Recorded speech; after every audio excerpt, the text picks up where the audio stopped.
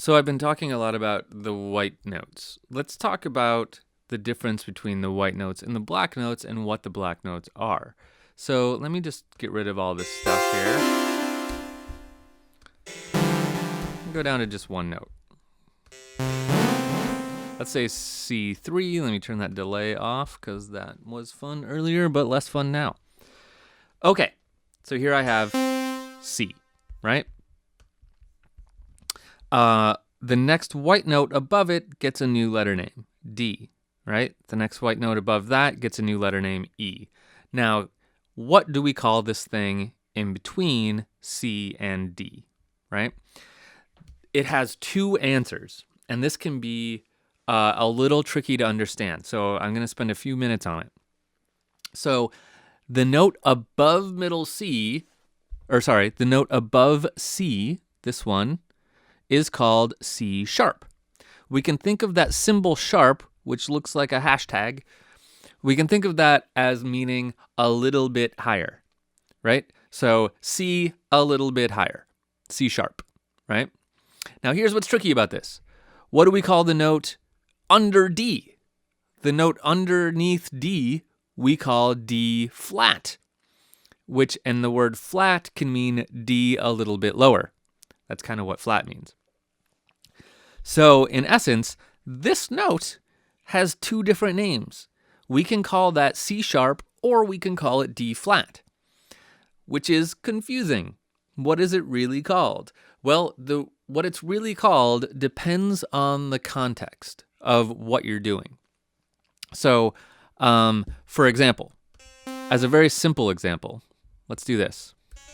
Here's a D, here's the other thing, and here's a C. In this case, I would call this note a D flat because we're going down.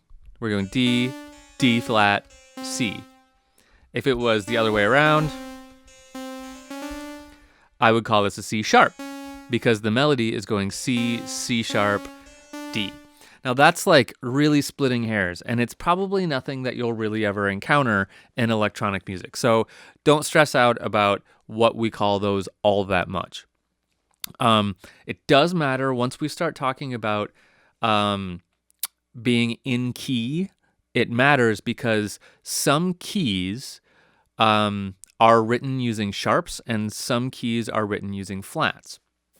And that'll be important later because the most sequencers, and Ableton is included in that, always will write the note. When I put my mouse over it and you see it giving me the name of the note, it's calling it here C sharp 3. No matter what direction I'm coming from, it calls all these notes by their sharp name, and it never uses flats. I have a theory as to why that's true. I think sequencers do that because the symbol for a sharp is just like the number symbol, and the symbol for a flat is actually like a new symbol that they would have to like create, and that would be tricky. So the sharp is easier to print. Sometimes when we're writing a flat symbol, we use a lowercase b, but that's not quite right. So your sequencer is always going to show you sharps, even if it should be showing you flats. So that can be a little confusing once we get into weird keys. But again, let's cross that bridge when we come to it. So don't stress out about that too much for now. Just know that the black keys are named by their position next to another key. So for example, let's look at D. This is D. What's the black note right above D going to be called? It's going to be called D sharp, right? It could also be called E flat, but our sequencer is going to call it D sharp. What's the note right above E called? Well, it's a white note, right? So it's going to be called F. There's no such thing as E sharp or F flat. Now, slight caveat to that. If you get into like super, super advanced music theory, way down the road, you might encounter an E sharp or an F flat.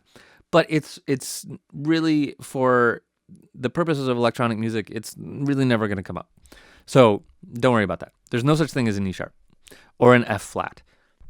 Let's keep going. The note above F is called an F sharp. F a little bit higher, right? The note above G is called G sharp. The note above A is called A sharp. And then we get another spot where there's no black note in between. So there is no such thing as B sharp, right?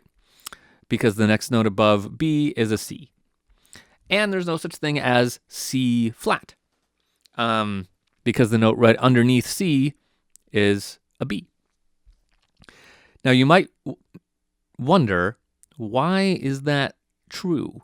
That we have this pattern where there are two spots within the space of an octave, so between C and C, there are two spots that don't get a black note in between. Why is this set up that way? Well, there's a very good answer, and I promise I will answer that for you shortly. That is what makes something in key, is what that pattern is. So hold on for a couple more videos, and then I promise to explain that. But for now, note that the lingo here is the sharp means we're talking about then above the next note. So when I say F sharp, that means we find this F and it's one above it. If I say G flat, that means the G and one below it. F sharp and G flat are the same note. Now it might be the case that later on in this class, I get distracted and I start saying words, or I start naming notes, like I start saying B flat. On your sequencer is A sharp, right? I'm going to try really hard not to do that, but sometimes I do that on accident. Because according to like the rules of music theory, you should call things flat when you're doing certain other things. We'll talk more about that later, but I'm going to try to talk in sharps. So when I refer to this particular note, I will try to say A sharp, but on occasion I might say B flat. So just remember that those are the same notes. All right, let's move on and talk about finding middle C.